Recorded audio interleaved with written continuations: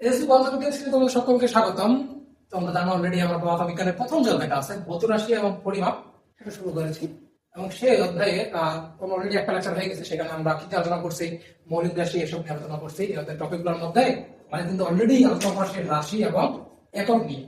ঠিক আছে, রাশি এবং একক নিয়ে আলোচনা করা শেষ। আজকে আমরা কি আলোচনা করবো? মাত্রা। আর হ্যাঁ, অবশ্যই তোমার পরীক্ষাটা দিবা। তোকে বলছিলাম কত শেষে পরীক্ষা দিয়ে দিয়েছিলাম না, তোমার পরীক্ষাটা অবশ্যই দিবা। ঠিক আছে, পরীক্ষা না দিলে কিন্তু আসলে একটা টপিকের উপর তোমার ক্ষমতা কতটুকু আসলে, মানে একটা আইডিয়া কতটুকু আসলে, এটা আসলে যাচাই করা হয় না। ওই জন্য পরীক্ষা দেওয়া খুবই জরুরি। আজকে আলোচনা করবো কি? মাত্রা নিয়ে। তো মাত্রা নিয়ে আলোচনা করার আগে তোমাদের মনে আছে কিনা, আলোচনা করছিলাম করছিলাম রাইট, করছিলাম দূরত্ব বাই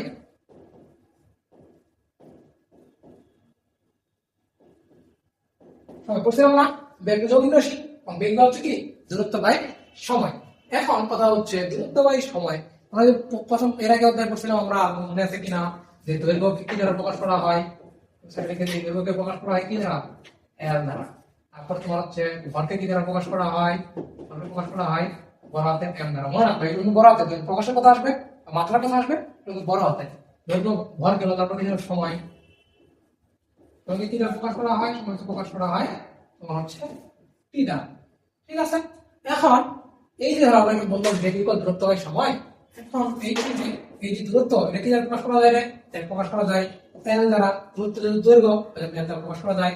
সময় কি দ্বারা প্রকাশ করা যায়? টি দ্বারা। ঠিক আছে, এটা কি লিখতে পারি? এল বাই টি লিখতে পারি না?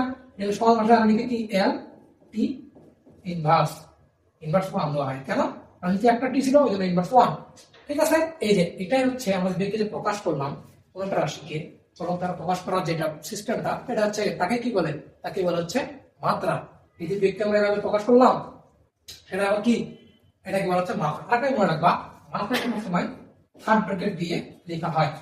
কি দিয়ে লেখা হয়? থার্ড ব্র্যাকেট দিয়ে। তোমাকে যদি বলে এমসিকিউতে আসে নিচের কোনটি বেগের মাত্রা, অঙ্কন হয় যেভাবে এল কে ইনভার্স ওয়ান দিয়ে, বা আমাদের থার্ড ব্র্যাকেট আছে কিনা, থার্ড ব্র্যাকেট না, সেটা মাত্রা হবে না। ঠিক আছে, আপনার আমরা ত্বরণ দেখছিলাম। ত্বরণ যদি আমরা দেখি, এটা ক্লিয়ার করে দেই, এই পাশে ক্লিয়ার করে দিন। ঠিক আছে, আমার ত্বরণ আমরা সম্পর্কে কি জানি? প্রথম ক্লাসে বলছিলাম ত্বরণ ইকুয়াল বেগ বাই সময়। ঠিক আছে, তাহলে কি বেগ বাই সময়। এটা ভাঙায় আমরা শেষ পর্যন্ত কি আনছিলাম, আমাদের মনে আছে কিনা? ভাঙায় শেষ পর্যন্ত আনছিলাম দূরত্ব বাই সময় স্কয়ার। ভাঙায় আনছিলাম না ভাবে? তাহলে এখন দূরত্বকে কি দ্বারা প্রকাশ করা যায়? এল দ্বারা। সময়কে কি দ্বারা? টি দ্বারা। তাহলে এখানে টি উপর স্কয়ার আছে, স্কয়ার থাকলো। এটা একদম নরমাল ভাষায় লিখি, তাহলে কি আসবে? এল টি ইনভার্স 2 থার্ড দিয়ে দিলাম। আমরা এটা কি? মাত্রা। এই যে কোনো একটা রাশিকে আমরা চলকের মধ্যে প্রকাশ করতেছি, সেটা আসলে কি? মাত্রা বলে।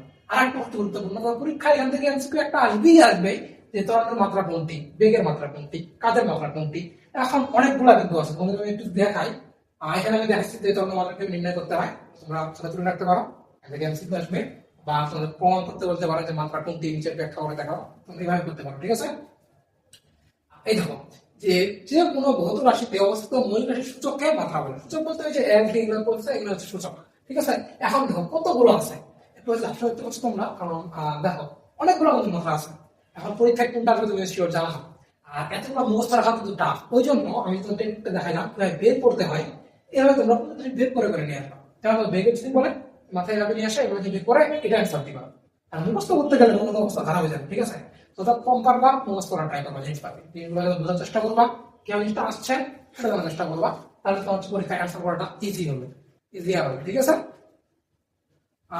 তাহলে এখানে আরেকটা ছিল ত্বরণটা দেখাইছে, বলটা আছে। বল ইকুয়াল কি? দেখো বল ইকুয়াল হচ্ছে ভর ইনটু ত্বরণ। তাহলে ভর তো ভর থাকে, আর ভর মৌলিক রাশি। ত্বরণ ইকুয়াল কি আমাদের? দূরত্ব বাই সময় স্কয়ার। তাহলে এখানে কি আসে? m into L T inverse L T square. তাহলে এখান থেকে আমরা লিখতে পারি বলের মাত্রা হচ্ছে যে m m t ইনভার্স 2। তো বল কি দ্বারা প্রকাশ করা হয়? f দ্বারা প্রকাশ করা হয়। ত্বরণ কি দ্বারা প্রকাশ করা হয়? ত্বরণ দিয়ে প্রকাশ করা হয় a দ্বারা। এটা কিন্তু মাত্রা। এটা বলে যে আসলে মাত্রা চাইছে, হাতের মধ্যে দিলেই বুঝতে লাগবে মাত্রা চাইছে আমার কাছে। ঠিক আছে, আশা করি তোমরা মাত্রা কে বের করতে হয় এটা ক্লিয়ার।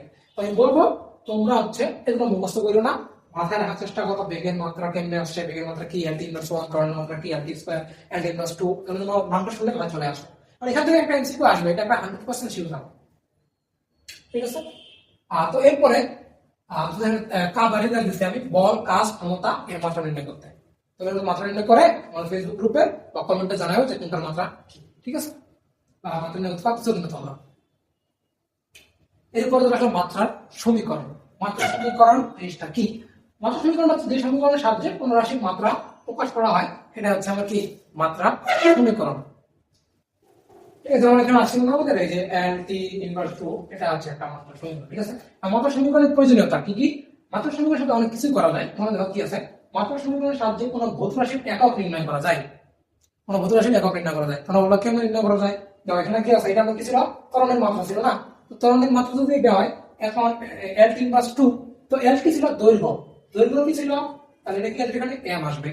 আর t ছিল কি, সময়। সময় একক কি, সেকেন্ড, তাহলে এখানে কি আসবে, সেকেন্ড। আর এখানে কি আছে, ইনভার্স 2 আছে, হয়ে যাবে।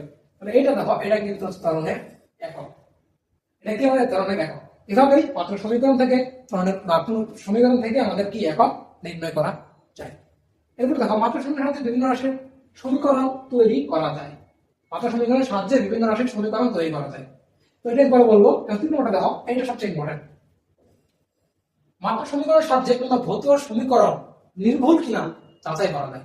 তোমরা হয়তো অনেকগুলো যদি দেখতে থাকো যে f ইকুয়াল m, আচ্ছা এটা তো মানে একটা পদ দিয়ে তোমাদের একটু করে জানতে পারবা যে দ্বিতীয় অধ্যায় v square equal e square plus 2as। এখন যে v কি, v হচ্ছে একটা বেগ, সেটা বলা হয়, e হচ্ছে আদি বেগ, মানে দুটোই কিন্তু বেগ। আর 2 তো 2a, আর a হচ্ছে কি ত্বরণ জানি আমরা, আর s হচ্ছে কি দূরত্ব। তো এরকম অনেকগুলো সূত্র আছে, এই সূত্রগুলো আছে, এই সূত্রগুলো নির্ভরতা যাচাই করা যায় মাত্রা সমীকরণের সাহায্যে। আর এখান থেকে 6 নম্বর প্রশ্ন আসবে, সমীকরণ দিয়ে দিবে, দিয়ে বলবে যে সমীকরণটা নির্ভুল কিনা যাচাই কর। তারপর এক পদ্ধতির একক থেকে অন্য পদ্ধতির এককে রূপান্তর করা যায় মাত্রা সমীকরণের সাহায্যে। এই যে এসআই একক থেকে সিজিএস এর রূপান্তর করা যায়, সিজিএস থেকে এসআই এর রূপান্তর করা যায়, এসব রূপান্তর মাত্রা সমীকরণের সাহায্যে খুব সহজেই করা যায়। তো এটা তোমাদের সিলেবাসে নেই, এটা তোমাদের ইজি সিলেবাসে আছে, তো এটা তোমরা ইজিতে শিখবা। আর বাকি যে তিনটা আছে সেটা আমরা এখন শিখবো। আমি অলরেডি বললাম কিভাবে একক নির্ণয় করা যায়, ঠিক আছে। তোমাদের একক নির্ণয় করতে আমি দেখাই দিচ্ছি, কারণ তোমাদের কথা কি ছিল জানি আমরা, lt ইনভার্স 2, এটা আমরা পাইলাম কি ms ইনভার্স 2। এরপরে বলের একক নির্ণয়। বলের মাত্রা কি ছিল যদি একটু মনে করে দেখি, আমরা বল ইকুয়াল ছিল কি, ভর ইনটু ত্বরণাংশ। তাই ভর হচ্ছে আমার কি ছিল, আচ্ছা ভরের মাত্রা জানি আমরা m, আর ত্বরণের মাত্রা কি জানি আমরা lt ইনভার্স 2, তাহলে lt ইনভার্স 2। তাহলে এখান থেকে ভরের এক কি রে, কেজি, ঠিক আছে। আর এটা তো জানি আমরা m s ইনভার্স। তাহলে দাও বলের একক কি আমরা পাই গেলাম, কেজি ms ইনভার্স 2। তোমরা তো প্রশ্ন থাকবা যে বলের এককে নিউটন বলা হয়, কেন বলা হয়? কারণ নিউটন বলা আবিষ্কার করে, তোমরা নাম অনুসারে আসলে নিউটন বলা হয়। তো আমরা জানি কি নিউটন ইকুয়াল আমরা বলতে পারো যে নিউটন ইকুয়াল হচ্ছে কেজি ms ইনভার্স 2, ঠিক আছে। এই যে এভাবে তোমরা এক নির্ণয় করতে পারো যে কোনো জিনিসে, যেমন সেই এককগুলো আসলে বা মাত্রা আসলে তোমরা এভাবে নির্ণয় করতে পারো। তোমরা মুখস্থ রাখার দরকার নেই, তোমরা এভাবে নির্ণয় করে এমসিকিউ অ্যানসার করে নিতে পারবে। এই যে এখানে তোমার লিখে দেওয়া আছে কেমন আসছে কোনটা আসছে, পরীক্ষায় লিখবা। এরপর এই যে সমীকরণ নির্ভরতা যাচাই, তাহলে আমাদের কি ছিল, এই যে ভি আই এর কি সমীকরণ আছে, ভি ইকুয়াল ইউ প্লাস এটি। তো আমি একটু তোমার পরিষ্কার লিখে দিই, তোমরা হয়তো সামনে বড় হলে অনেক কিছু জানতে পারবা। এই ভি, ভি হচ্ছে আদি বেগ, সরি এটা হচ্ছে ইউ, ইউ হচ্ছে কি আমাদের আদি বেগ। আর ভি হচ্ছে কি আমাদের, ভি হচ্ছে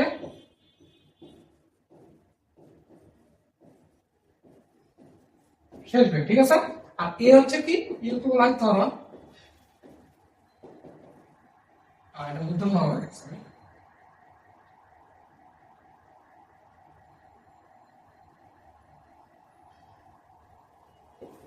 এ হচ্ছে আমাদের কি ত্বরণ, আর টি হচ্ছে কি, টি হচ্ছে সময়, আর টি উত্তর সেটা হচ্ছে এস, এস হচ্ছে কি, এস হচ্ছে দূরত্ব,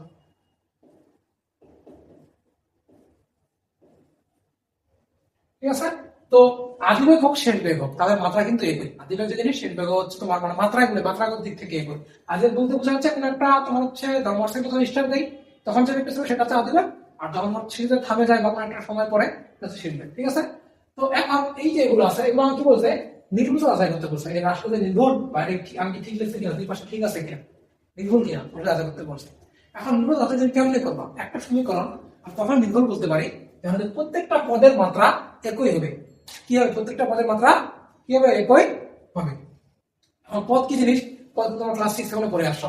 এখন তোমাকে এখানে বলি আমি যে a plus b plus cd, এখানে কয়টা পদ আছে? তোমরা যে বলবা কয়টা পদ? তিনটা পদ আছে, একটা দুইটা তিনটা পদ আছে, ঠিক আছে। তারপরে যদি বলি a প্লাস b ভাগ c, এখানে কয়টা পদ আছে? এখানে তিনটা পদ নেই, এখানে দুইটা পদ আছে। কেন? পদ তোমার তখনই মানে ডিভাইড করা যায়, আলাদা করা যায়, বা তোমরা ক্লাস 1 এ পড়ছো যে পদ তখনই হবে কারণ সেটা যোগ অথবা বিয়োগ, এটা ভাগ না, যোগ অথবা বিয়োগ, এই দুইটা চিহ্ন দিয়ে হচ্ছে তোমার পদকে আলাদা করা যায়। তাহলে এখানে কটা পদ আছে? এখানে আছে দুইটা পদ, এখানে আছে আমার কটা পদ? তিনটা পদ। তো আমরা কিভাবে একটা রাশি নির্ণয় করব? প্রত্যেকটা পদের মাত্রা একই হতে হবে। তার মানে আমরা কি করব, আমরা এখানে পদগুলো আছে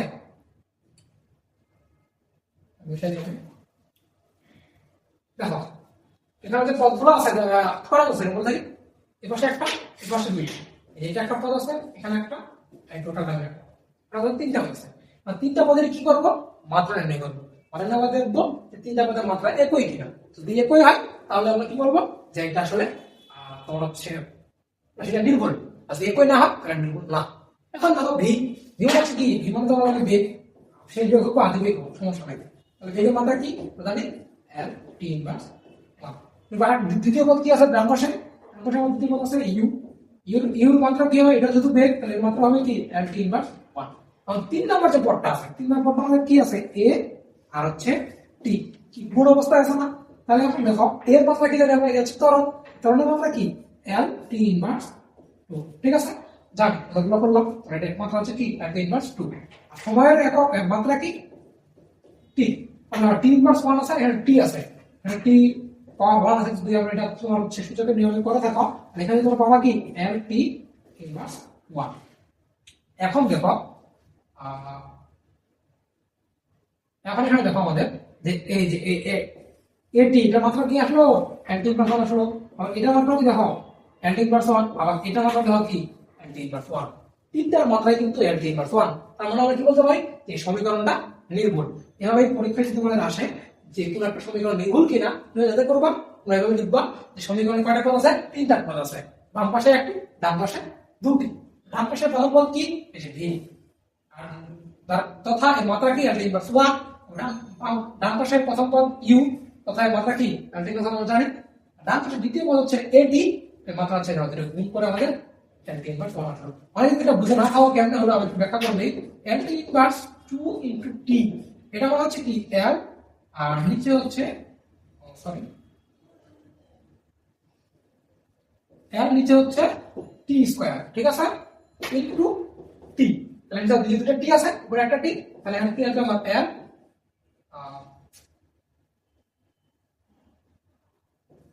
এল বাই টি, এটা লিখতে হবে কি? এল টি ইনভার্স, ঠিক আছে। আশা করি বুঝতে পারবেন। তো এর পুরো ধরে যাই আমরা, আমি বলছি এটাকে আমাদের নির্ভুল যাচাই করতে বলছে। এটা নির্ভুল কেন যাচাই করবা? সেম কয়টা আছে? পদ আছে কয়টা? তিনটা। তাহলে কয়টা পদ? তিনটা পদ আছে। এর মধ্যে হচ্ছে তোমার প্রথম পদের মাত্রা বের করি, প্রথমে কি আছে? ভি স্কয়ার আছে। তাহলে ভি স্কয়ারের মাত্রা, ভি এর মাত্রা কি জানি আমরা? এল টি ইনভার্স 1, এল টি ইনভার্স 1। এরপরে কি আছে? স্কয়ার আছে, তারপর আমরা স্কয়ার দেব। তারপর আমরা স্কয়ার দিলে কি আসবে? আসবে এল স্কয়ার টি ইনভার্স, ঠিক আছে। আর ভি স্কয়ারটা পেয়ে গেলাম। আর ইউ তো বেগ, তাহলে এর ক্ষেত্রে এটাই আসবে, সেম আসবে। তো আমরা দেখাই দিব করে সেটা বের করতেছি না। এরপরে কি আছে দেখো? 2a h, 2a h বা 2a s, এটা এখন দূরত্ব, ঠিক আছে। কারণ এর মাত্রা কি জানি আমরা? এখানে 2 আছে সামনে। মনে রাখবা যদি তোমার কোনো একটা পদে আমাদের যেগুলো আছে কি বলে তোমার এগুলো ধ্রুবক রাশি থাকে, ধ্রুবক কোনো সংখ্যা থাকে, 2 হাফ বা ধ্রুবক পাই, এগুলো থাকে, এগুলো কোনো কাজে আসবে না। সেগুলো হচ্ছে আমাদের এই সমীকরণ নির্ভর জন্য আমরা ইউজ করবো না। তাহলে আমাদের এখানে কি 2 এর দরকার নেই, ঠিক আছে। এখন দেখো এর মাত্রা কি জানি আমরা? এর মাত্রা জানি আমরা এল টি ইনভার্স 2, ঠিক আছে। আর এজ, এজ হচ্ছে কি? দূরত্ব, বা তোমার হচ্ছে দূরত্ব আমার কি ছিল? এল ছিল, তাহলে এল এখানে গুণ দিলাম। তাহলে একটা এল একটা গুণ কি হবে? এল স্কয়ার টি ইনভার্স 2। তাহলে এখান থেকে আমরা এখন দেখো এই তিনটা মধ্যে মাত্রা আমরা চেক করি।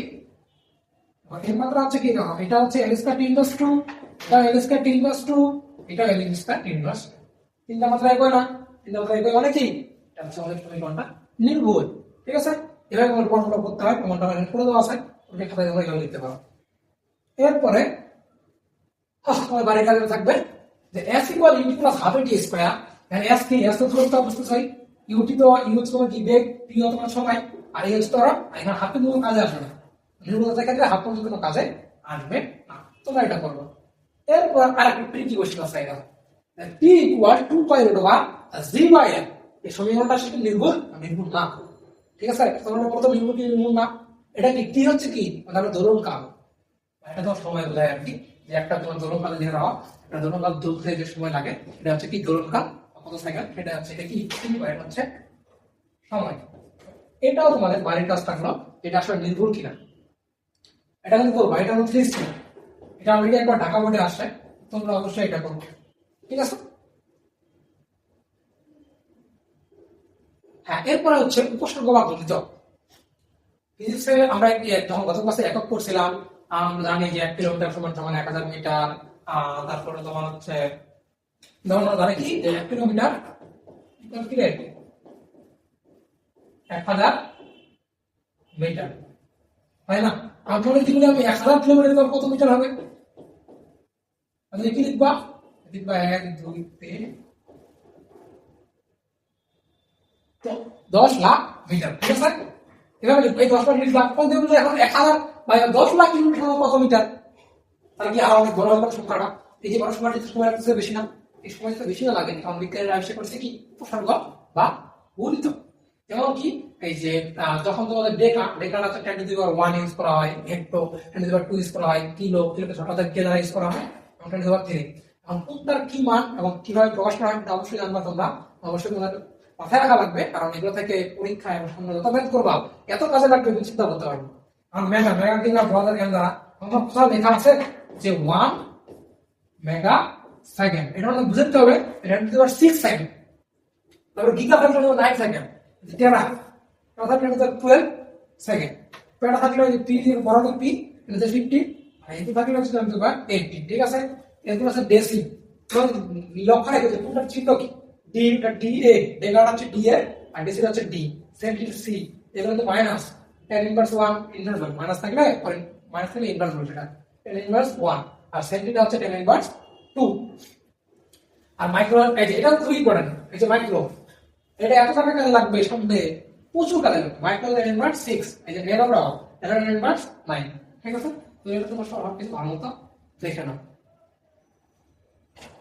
এরপরে আর ক্যান্সেল করি আমরা যে 1 টেরা এই সূচক কোনটি টেরা, এটা দেখে নাও না টেরা, এটা সূচক কি আছে একবার কথা আছে 12 আছে না, সূচক হচ্ছে 12।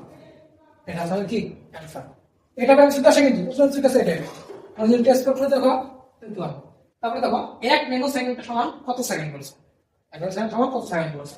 1 ন্যানো মানে কি, ন্যানো কোনটা ছিল দেখো, এই যে ন্যানো সেকেন্ড হবে 10 ইনভার্স 9, মানে অ্যানসার কোনটা এই যে না বুঝতে পেরেছি, একটু কথা রাখলে বুঝে দিই। তাহলে বলছে 1 হেক্টো 1 ন্যানোর কত গুণ, 1 হেক্টো 1 ন্যানোর কত গুণ। এখন তুমি বলো কত গুণ টাকার প্রশ্ন আসে, তাহলে কি করবা উপরে একটা লিখবা কি যেটা প্রথমে আছে, প্রথমে কি আছে 1 হেক্টো আছে,